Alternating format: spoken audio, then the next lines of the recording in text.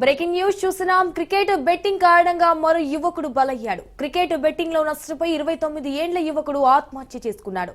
అయితే మేడ్చల్ జిల్లా గుండ్లపోచంపల్లికి చెందిన సోమేష్ క్రికెట్ బెట్టింగ్ లో 2 లక్షలు పోగొట్టుకున్నాడు. మనోవేదనకు గురైన సోమేష్ గౌడ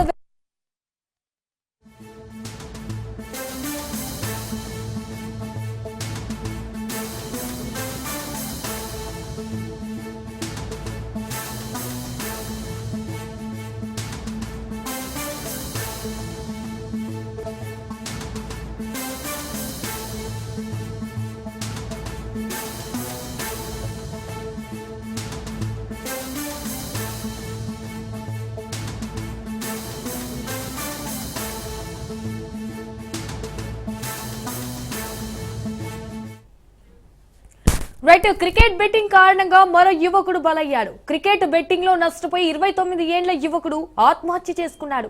మేడ్చల్ జిల్లా గుండ్లపోచంపల్లికి చెందిన సోమేష్ క్రికెట్ బెట్టింగ్ లో 2 లక్షలు పోగొట్టుకున్నాడు. ఇటు మనోవేదనకు గురైన సోమేష్ గౌడవెల్లి పరిధిలోని రైలు పట్టాలపై ఆత్మహత్య చేసుకున్నాడు. అయితే కేసు నమోదు చేసి